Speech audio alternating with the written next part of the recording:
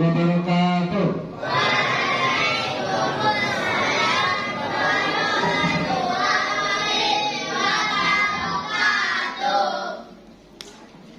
Alhamdulillahirabbil alamin. Alhamdulillahilladzi unzila fihil Qur'an hudan lin-nasi wa bayyinatin minal huda wal furqan. Asyhadu an la ilaha illallah wahdahu la syarikalah wa asyhadu anna Muhammadan abduhu wa rasuluh sallallahu alaihi wasallam la nabiyya ba'da. Allahumma shalli wa sallim wa barik ala Muhammad wa ala alihi wa sahbihi ajma'in.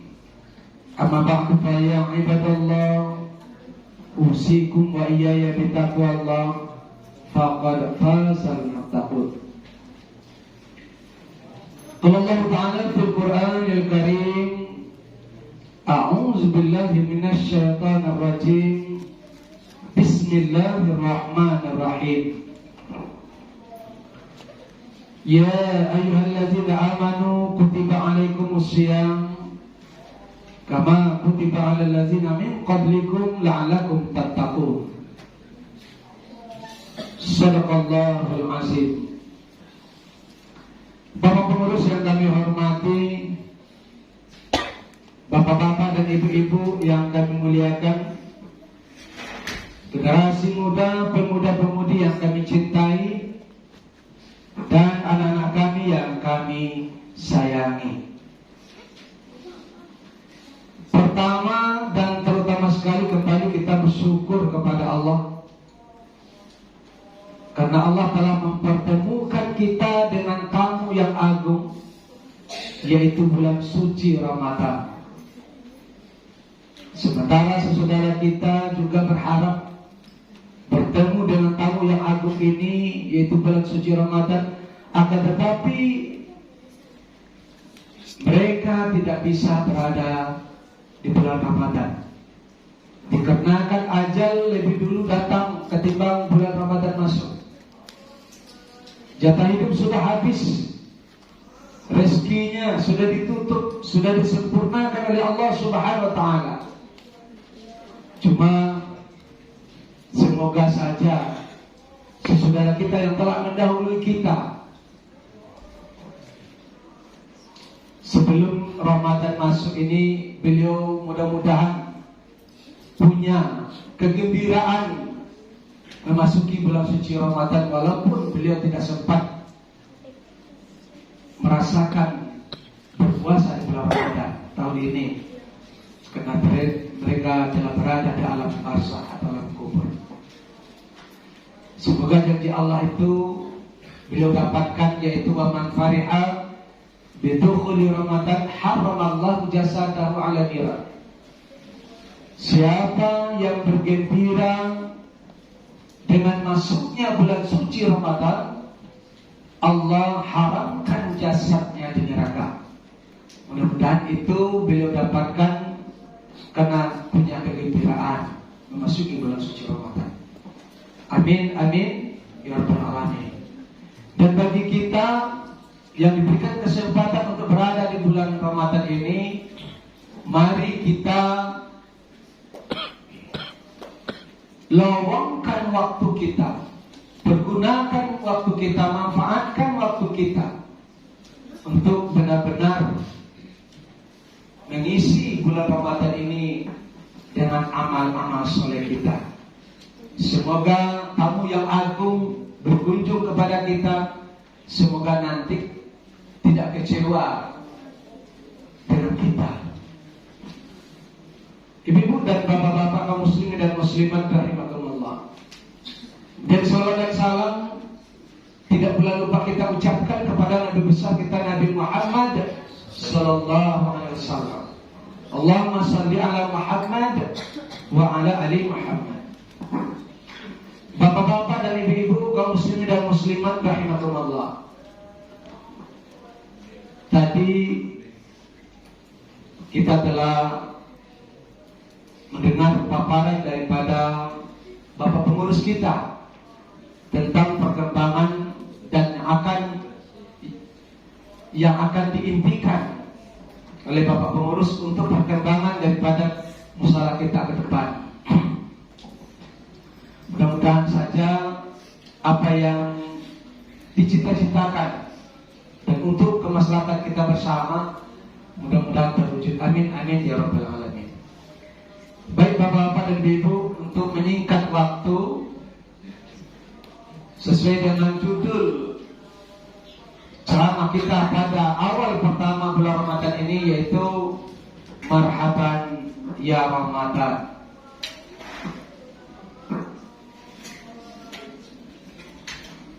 Ibu dan Bapak yang saya muliakan, ayat tadi telah kita buka dalam surah Al-Baqarah ayat 183, yang mana arti ayat, aku berlindung kepada Allah dari godaan syaitan yang terkutuk.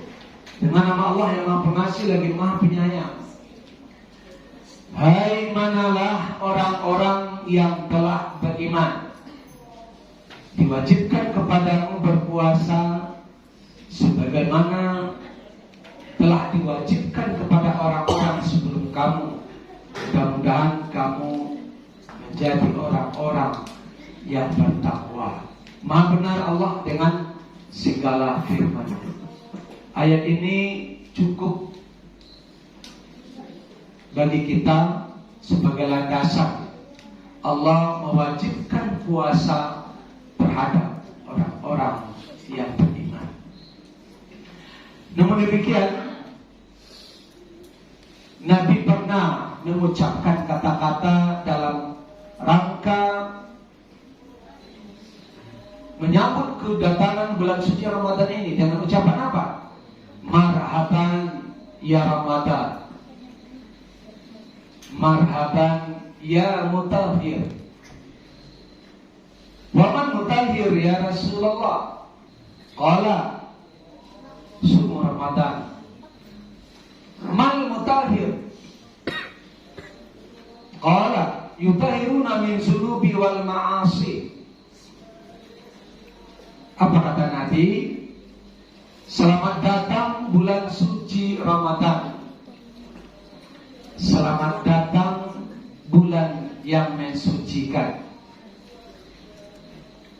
Lalu sahabat bertanya, wahai Rasulullah, siapa yang datang itu ya Rasul? Bulan suci Ramadan. Apa yang disucikannya? Kata Rasulullah, yaitu perbuatan-perbuatan dosa yang kamu lakukan selama ini, lalu perbuatan-perbuatan maksiat ya, yang kamu kerjakan. Dengan adanya kedatangan bulan suci Ramadan ini, insya Allah kalau kita lakukan dengan sungguh-sungguh, insya Allah Allah akan memberikan janjinya buat kita. Man shoma Ramadana imanan wa ihtisaban ghufira lahu ma taqaddama min dzambi. Siapa yang berpuasa di bulan Ramadan dengan iman dan perhitungan, Allah akan mengampuni dosa-dosanya yang berlalu. Itu janji Allah kepada kita, asalkan kita mau melakukan puasa itu dengan sungguh-sungguh.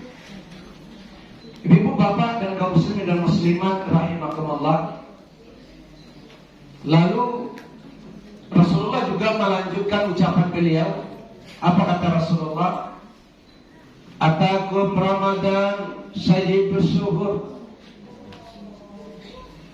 Bulan Ramadan telah datang menghampirimu. Dia adalah penghulu dari segala bulan.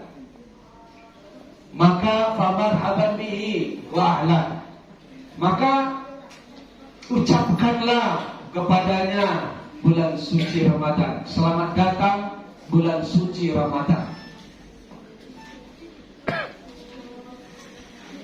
Ibu dan bapak-bapak kaum muslimin dan muslimat rahimakumullah. Setelah kita mengucapkan selamat datang bulan yang mensucikan, selamat datang bulan yang mensucikan, yaitu bulan suci Ramadan. Mudah-mudahan dengan kedatangan bulan suci Ramadan, Allah memberikan kesempatan kepada kita untuk beramal lebih banyak, sehingga dengan amalan yang lebih banyak itu bisa kita memasuki surganya Allah sesuai dengan apa yang dijanjikan oleh Allah. Man amila sholihan min zakarin aw unsa wa huwa mu'min falanuhyiyan hayatan thayyibah wa lanajziyannahum ajrahum bi ahsani ma kanu ya'malun. Siapa yang mau melakukan perbuatan baik, baik laki-laki maupun perempuan, sedangkan dia percaya kepada Allah, Allah akan menghidupkannya di dunia ini dengan kehidupan yang baik.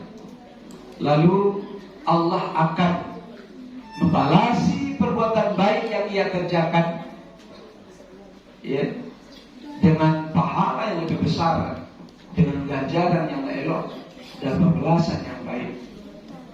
Insyaallah. Ibu dan bapak muslimin dan muslimat rahimakumullah.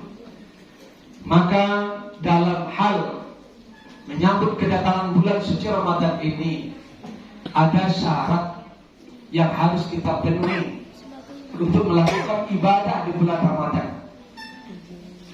Terutama sekali syarat itu, yang pertama adalah niat yang tulus, ya. Untuk melaksanakan ibadah Ramadan, kita harus punya niat yang tulus karena Allah.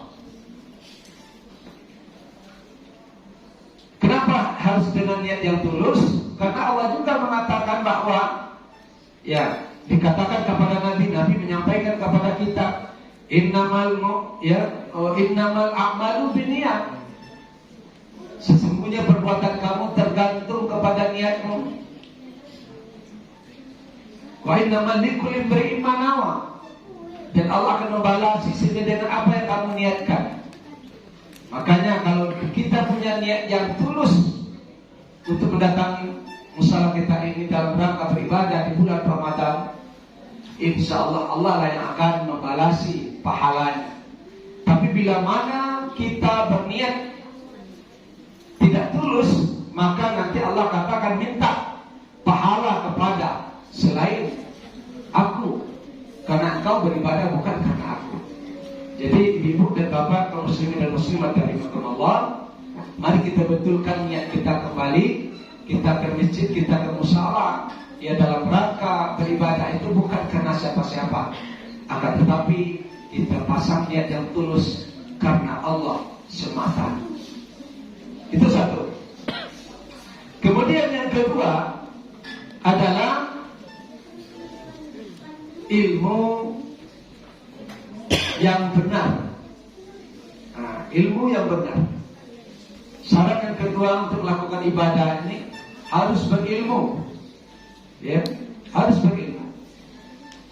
Banyak orang tidak berilmu dalam melakukan ibadah Ramadan. Puasa orang puasanya, ya, orang puasanya diterima, ini enggak tahu juga, ya. Kenapa ibu dan bapak? Apa kata Nabi? Kamin saimin, laisa lahu ilal ju' wal atas. Betapa banyak orang yang berpuasa, tapi dia tidak mendapatkan pahala dari puasa yang dia kerjakan. Tapi, ya, yang dia dapatkan adalah haus dan lapar saja. Nah, kita tidak mau beribadah seperti itu. Untuk itu perlu dengan ilmu, ya, agar supaya amal ibadah itu tidak habis dan hapus, ya, maka ilmuilah, ya. Di antaranya merusak pahala-pahala puasa kita itu adalah, ya, menggibah, menggunjing. Di waktu kita berpuasa, pahala puasa kita akan hapus. Pahala puasa kita akan habis. Karena dengan kita menggibah, menggunjing, ya, nanti ibu-ibu dan bapak memuliakan, pahala kita akan dipindahkan oleh Allah kepada orang yang dipergunjingkan. Nah, maka kata Nabi, man kana yu'minu billahi wal yawmil akhir falyaqul khairu aw liyasmut. Siapa yang beriman kepada Allah, yakin dia dengan hari akhir, kalau ia tidak bisa berkata-kata yang baik, ya, lebih baik diam. Apalagi dari bulan puasa. Kadang-kadang ibu dan bapak, ya, ada juga, ya, suka mau tahu, ya tak? Orang tidak ingin kenal dengan notanya, panggil dari kemari lah, ya. Lah dapat apa? Apa tu? Kenal kemari lah. Jadi ibu dan bapak, jadi biasa ketemunya ketika membeli bahan-bahan dapur, ya, yaitu membeli bawang lah, itulah, gitu ya, untuk perlengkapan akan persiapan untuk berbuka. Tapi yang dibicarakan adalah menggunjing orang lain. Ini tahu istri saya atau suami saya tidak pulang. Jadi hal yang seperti itu nanti akan merusak pahala ibadah Ramadan kita. Lebih baik kita hiasi saja bulan Ramadan kita ini dengan memperbanyak membaca Al-Quran, ya, yang disebut dengan tajwid Quran, perbanyak membaca Al-Quran. Kalau kita berilmu memang demikian, ya, karena dengan memperbanyak Al-Quran pahalanya sungguh luar biasa disediakan oleh Allah.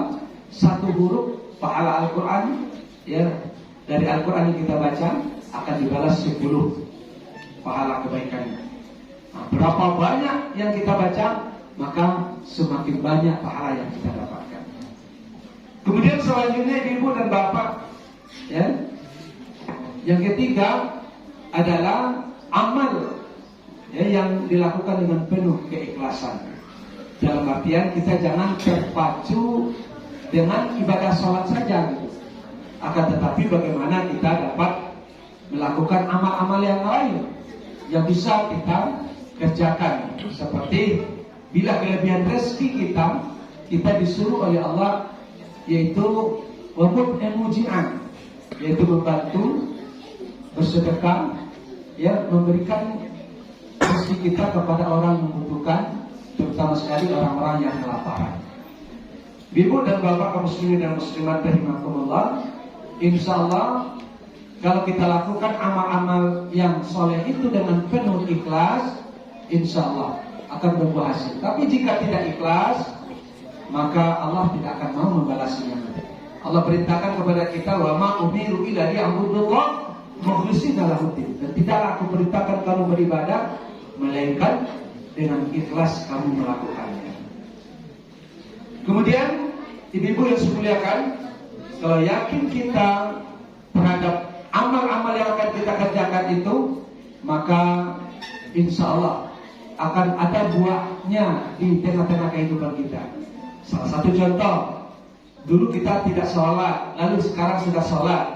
Mudah-mudahan dengan sholat yang terus-menerus kita kerjakan, kita cari ilmunya, semoga dapat ilmu, dapat sholat yang kita kerjakan itu dapat mencegah diri kita dari berbuat keji dan munkar. Inna sholata tanha 'anil fahsya wal munkar.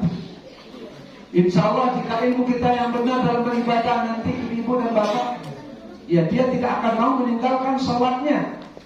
Sesibuk apapun pekerjaan yang ia lakukan, dia tidak akan mau meninggalkan sholatnya.